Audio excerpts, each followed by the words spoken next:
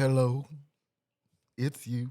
How y'all doing, everybody? It's the one and only D. Wambui Richardson, Executive Artistic Director of Jubilee Theater, located at 506 Main Street. And guess what? We are on stage for Backstage at Jubilee Theater.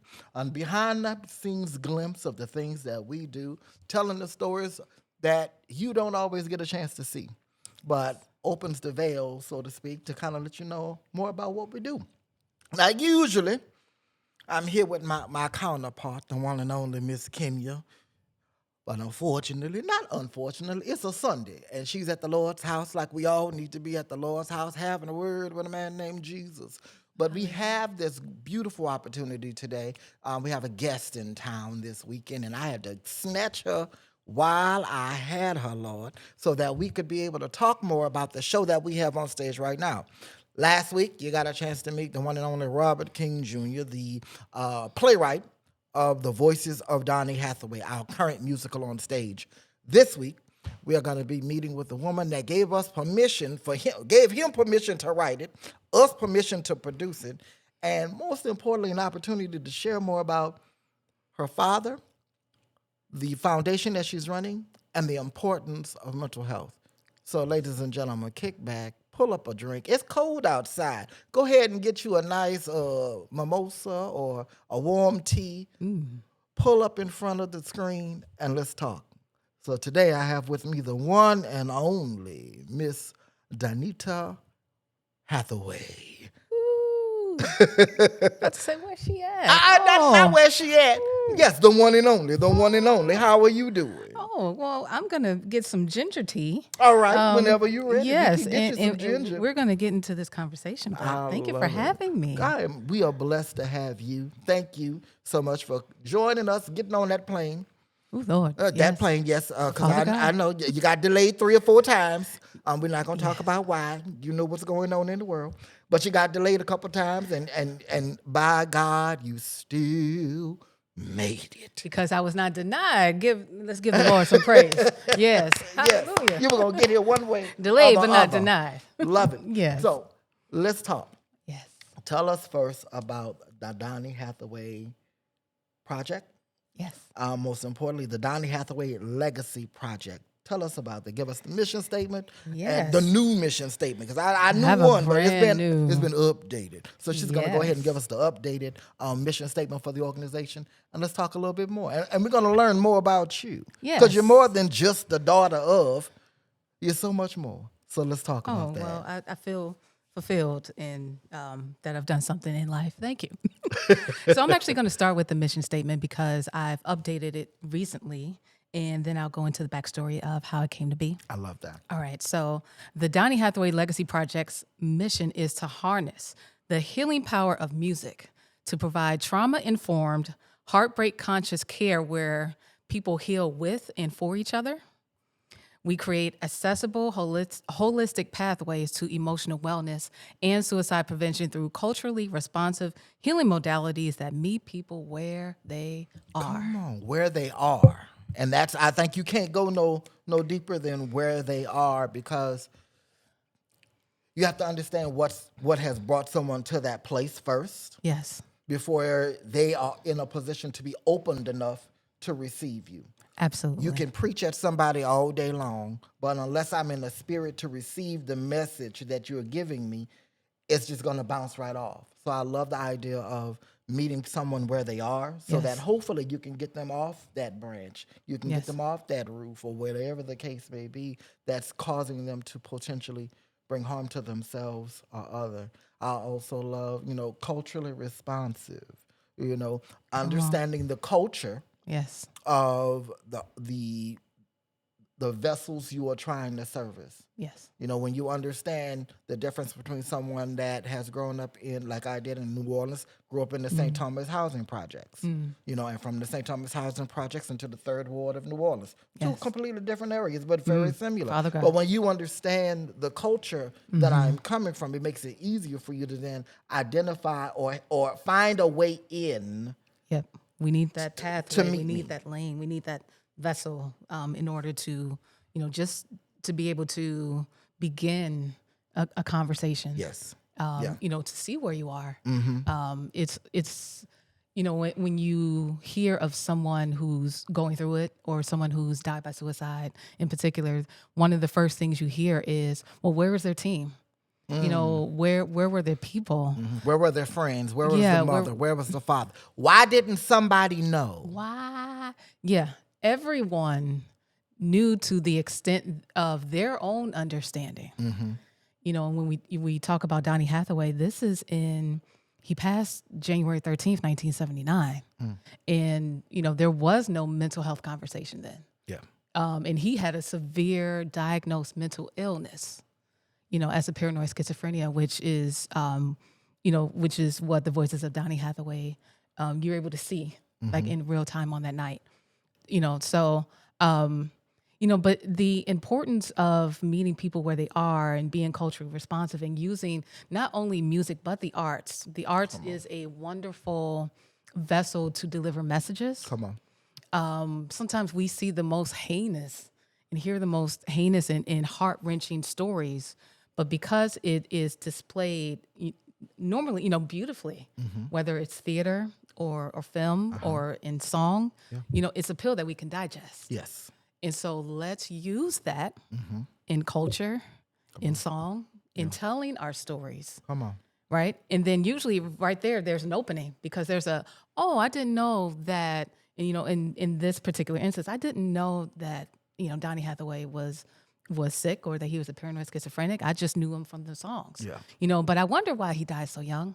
It wasn't really suicide. I thought he fell out the window. There's all of that, but in a lens in 2025, you're able to look at it and maybe in hindsight, in particular for baby boomers, you can go, oh, okay. Yeah. There was that time after Extension of a Man where it got really, really quiet. And then he came back and it was like, oh, he's coming back and doing the songs with Roberta, but then he was gone. So I wonder what happened. And so while this is a fictional depiction based on true events, like this was unfortunately, based on a real story and ending. So, but we'll talk more about that. Yes. Thank you so much for that pearl of the value of the arts. Yes. At a time where financially, nonprofits are suffering across America. Yes. And there is, to some degree, a de-evaluation of the arts. But the arts are a place for healing. The arts are a place for bringing community together. The arts are a place to bring to create a cultural melting pot where black, white, purple, green, yellow, and any other boxes people want to check nowadays can all come into the same room, listen to a story, listen to a piece of music, let's look at a beautiful piece of art, sit through folk art or folk music. Yes.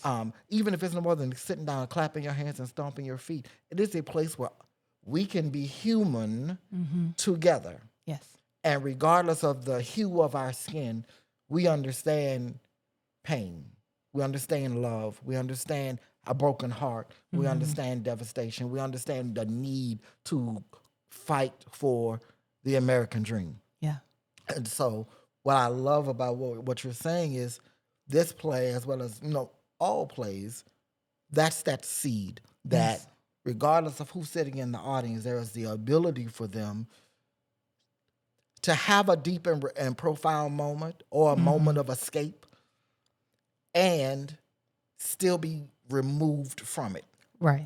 We're watching, and watching the Voices of Donny Hathaway. Get your tickets now. Get your tickets now. Like right We now. just had our first weekend, and guess what? It was a sold-out weekend. Sold out. Come on, Lord. Sold-out Lord. weekend. So that means these tickets are going to go. So that means you go ahead and you get your tickets ASAP. But Shameless plug. please, you're going to get a couple of those. Yes. But what's great is you get an opportunity to see the human being behind the music. Yes. You also get an understanding of the pain.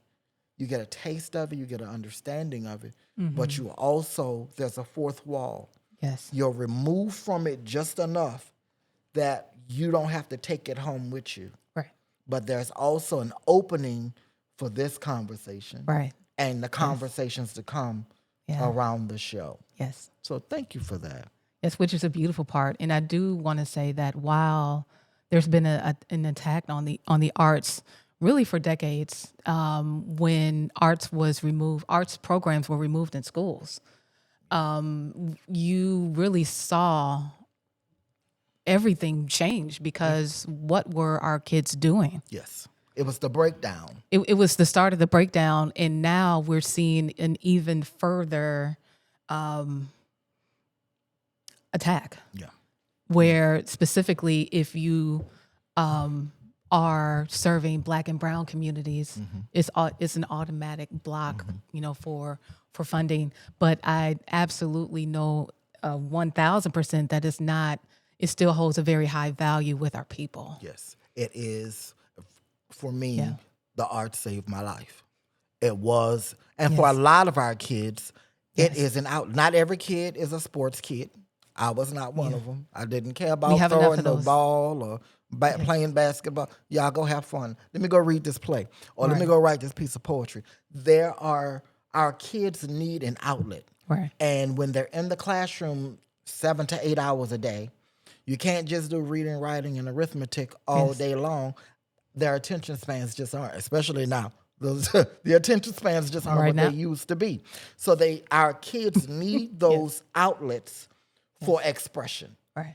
Either expression through theater, movement, dance, visual arts, or drumming, or right now the next thing is creating beats. Yes. Our kids, all kids, need that emotional outlet to express what's happening on the inside. Yes. And if they're not getting that outward expression in a conductive way, it's gonna come out in not the way you want it to come. Yeah, in a violent, destructive way. That's when you get the fights. That's when you get the arguments. He pushed me. He's messing with me, and all the other stuff that's going on because that particular student has not been given the opportunity to articulate themselves in a way that they can feel like they're being heard. Right. And I find that we are at our most as human beings, and this ain't a Black thing or a brown thing, this is a human thing. We are at our most destructive when we feel that we are not being seen, heard, or valued. Yep.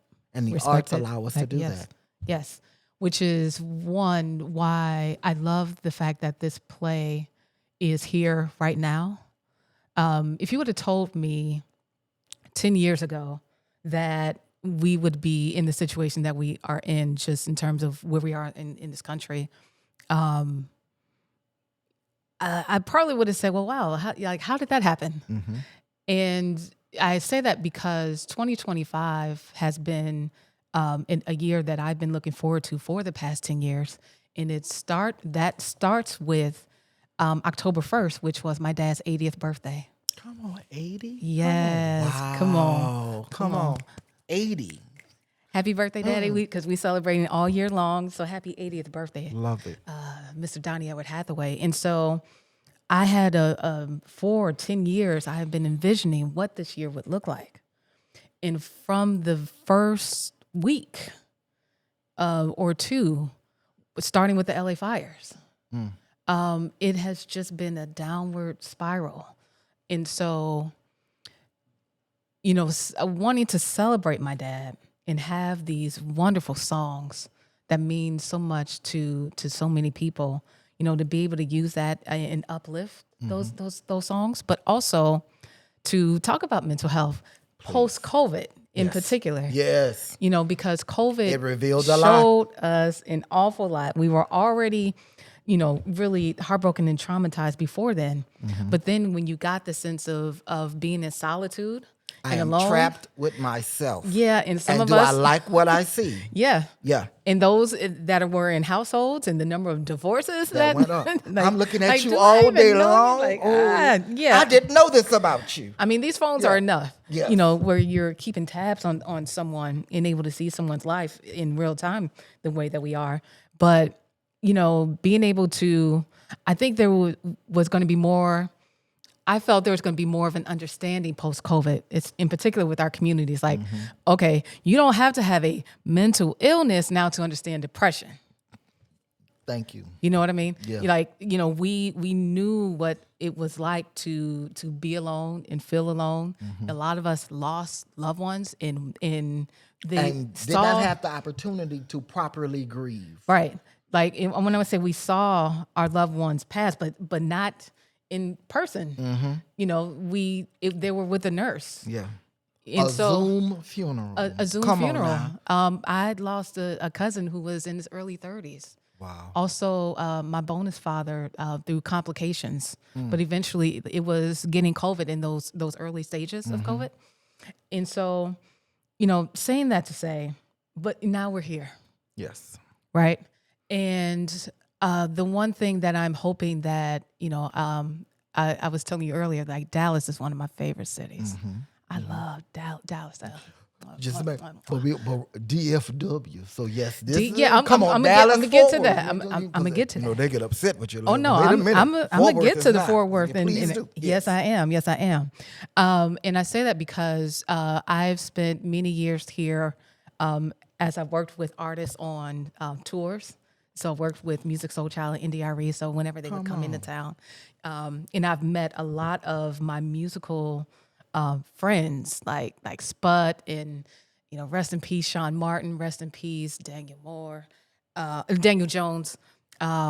It is Dallas and Fort Worth. Thank you. Holds a very special place in my job now with Black Voters Matter, which is we help fund grassroots organizations with whatever issues that they're passionate about. And so I have been in these Fort Worth streets, right? And I've been to Big T Plaza, and like I just love, in particular, Black Dallas Fort Worth. I love y'all. I know the value of music and the arts in these two twin cities. And so as we go into the holiday season, Yes. and it is this Christmas season. Yeah. Y'all can slow down just a little bit. Y'all can All the slow time. down. Yeah. Just a little bit. Yeah. Can we wait till after Thanksgiving? Please. Thanksgiving? No. But this is another time of year that I don't think people associate with it being a dark time. Yeah. This is actually when suicides actually have an uptick.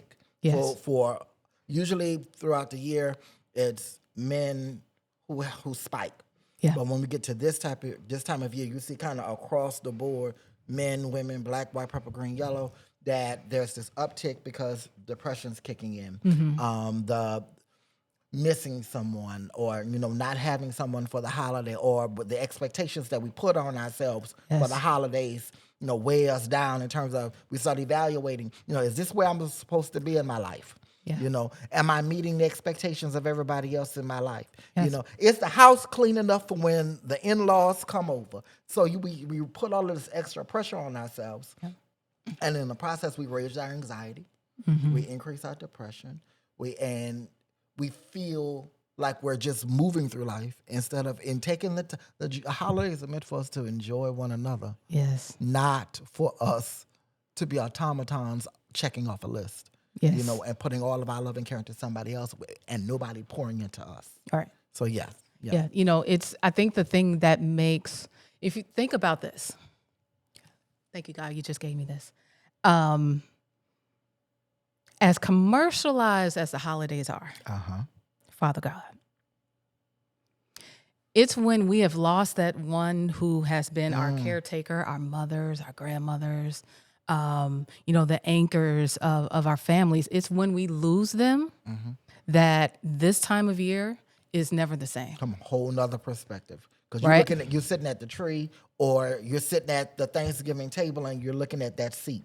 That empty seat. That's what Big Mama was. Yes. That's what Big Daddy was. That's where my son or my niece was. Yes. And you feel that hole. Yes. And now you're not thinking about what present you did or didn't get. You can't remember. Like, not a damn give thing. me Big Ma back. Give me Please. my mama back. Give me That my. part. And if you lost them during the holiday season, Father God, that's even more trauma when the anniversary. Like James Brown died on Christmas Day.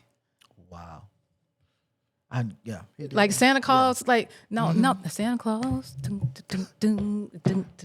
go straight to. Oh, sorry, I'm the non-singing. Come on. But like he passed on Christmas Day.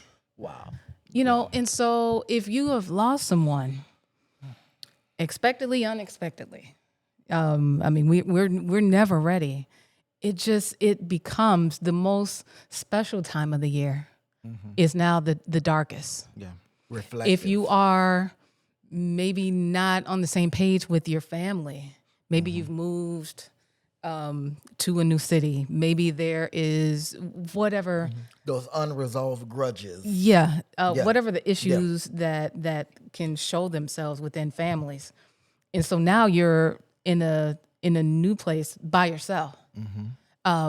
That's another sense of loneliness. You may have a community and like coworkers, what have you, but a lot of times we assume that everyone they're good because they're smiling. Yes, so they must be fine. Yes, absolutely. And behind that smile, just like behind Donny Hathaway's music, there can be so much more than you see. Yeah. Because sometimes we see what we want to see, and we don't always take the time to ask, are you really okay? Yes. And I think that's the value of this show, and I also think that's the value of why mental health and wellness is important. Yes. And the importance of what your organization is doing in terms of reaching out to people, meeting them on their level, understanding the community that they come from, so that way you have a vocabulary to even engage with. Say it one more time. A what? A vocabulary. Because you can't come in clinical with people all the time. One more time for the people in the back. You cannot come in clinical when you're dealing with a human being. You got to understand where they are, where they're from, so that you can then get on the level that they are. So hopefully you can lift them out of it. Yes. To somewhere, to a safe place. Yes.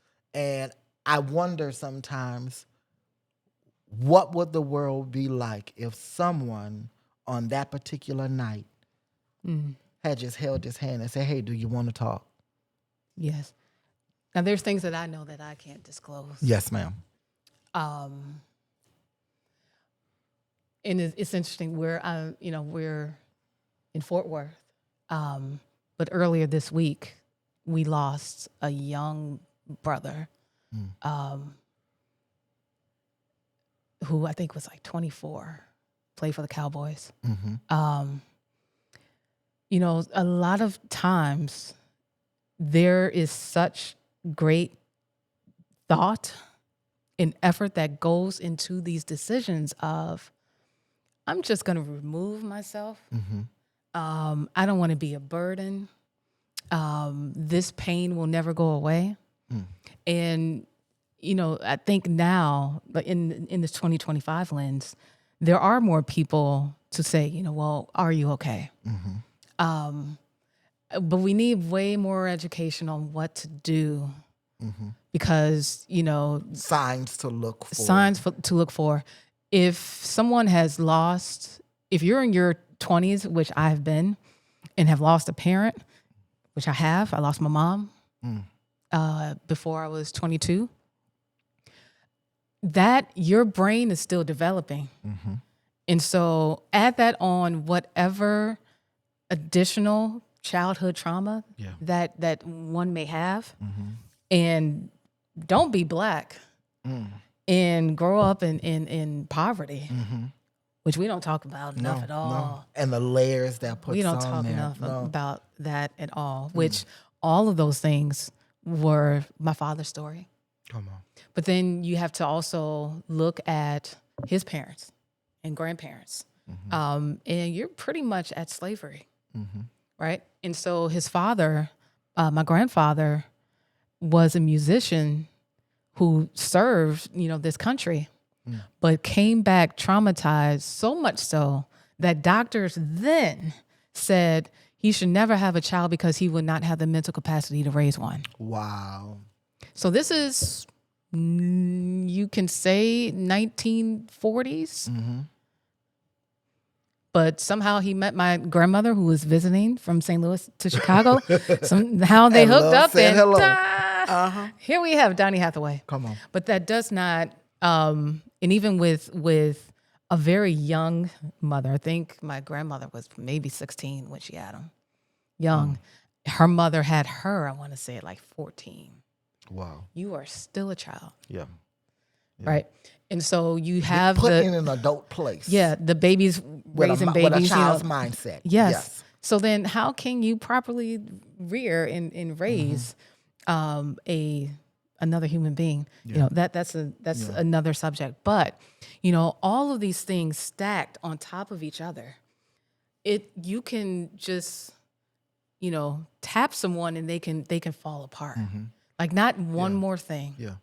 And because from the outside, you don't see just how fragile they are on the inside. Yeah. And that, you know, and in their own way, they are screaming out for help. Like watching the show and listening to some of the songs that are in the show, I'm like, oh, this puts a whole nother spin on this song. Yeah. You know, is this an affirmation? Is this a call for help? Is this, you know, a song that he's using as a means of escape? And there are some beautiful, it's all Donny Hathaway. So every song in here, you're going to love. You're going to snap your fingers, have a good time, croon, look over at your loved one and be like, remember that time? You know, all that's going to happen. It's you know, love is in the air for this show. Yeah, absolutely. But there's also such beautiful humanity and pain and realness that is happening in this show. Yeah. And I thank you so much for giving Robert permission to give us permission to do this show. Oh, yes. I mean, Robert did the work, and it came at a time where I was wondering, what could I do? It was around the inception of the Legacy Project, and he found me. I want to say he found me on Facebook, and let me know about the production when it was in Austin at the time. So remember, he was doing the show about your daddy. Yes, and he didn't. And but you know, the way I think that's God at work. I love that. Okay. It's God at work because I love that he had the respect to reach out. Yes. Yeah. Yes. So there's a couple shows out there. You're like, you doing a Donny Hathaway musical about who? Yes. Who gave you this? You know, the thing is, my father's story is complicated. One, for the layers and the depths of it, but then also even from the estate and who they let touch what. Gotcha. And it's been very, very much internal in terms of who pays tribute to our father, which is a disservice, I think, to his legacy. Understood. Right. Should the family pay homage and tribute? Yes, absolutely. We should be the first ones, but we should not be the only and last. And there have been attempts over the years of, let's tell this story. I get inboxes all the time of, can we do a movie? Why isn't there a biopic? Talk to the estate. Wow. You know, and so it's a story where it's like, well, what exactly would a movie in particular be about? And, you know, there's how deep it's going to go. How deep it's going to go. Yeah. You know, which is something that can easily be determined. But at this point, he's been gone 45 years. Wow. And he has not properly gotten tributes and acknowledgement from the music industry. The Grammys did do a Lifetime Achievement Award in 2019, but that was 2019.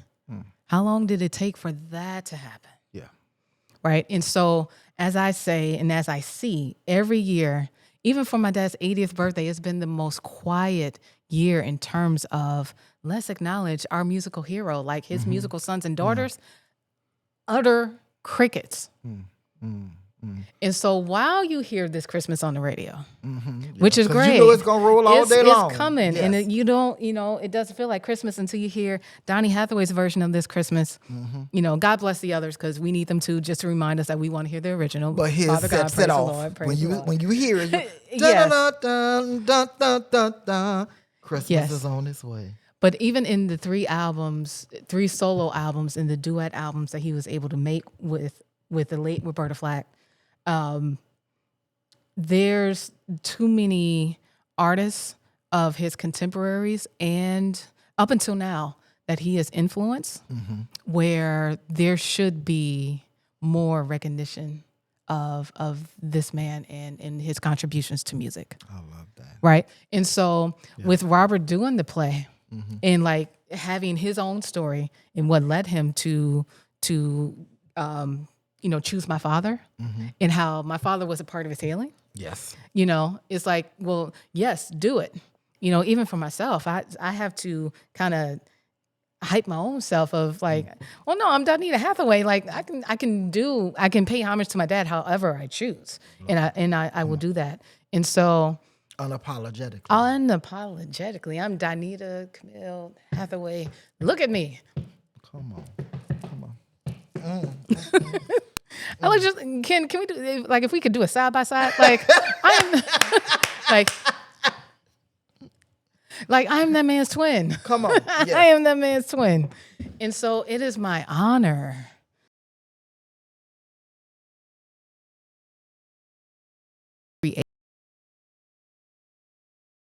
where we have the music that's part of the story, but let's go a little deeper and let's talk about mental health and why this is still a thing. That was why this was created, when there were more artists and more public figures in particular dying by suicide. But then I started to see an epidemic, which there really is still.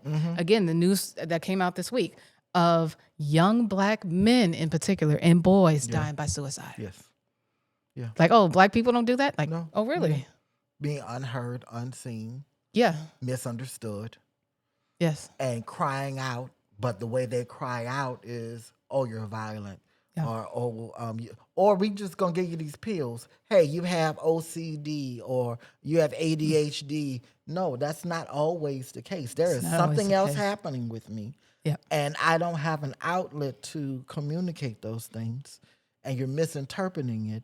And as a result, now I'm hurting myself, and because that's the only way I can feel something. So our hope while we're doing this show, yes, you're gonna have a good time. You're gonna laugh, but oh my God, you're gonna laugh. You're gonna laugh. You're gonna cry. Hell yeah. Bring some tissues. Come on. You're gonna snap your fingers and you're gonna sway and you're gonna have a romantic moment with your boo thing. This show, this 90-minute musical, will touch your heart in ways that theater is supposed to do in all of its best ways. Yes. With that, just to bring it to the surface, one of the reasons we're able to do this show and this particular episode is brought to you largely in part of the Arts Fort Worth Tourism and Public Improvement District Cultural Initiative Grant. Why? That grant makes it possible for us to reach out to artists, reach out to community, reach out to patrons beyond a 50-mile radius of Jubilee Theater. That helps us to expand the House of Jubilee Theater, to sell more tickets, but also to bring more butts, bring more people to the Sundance downtown community.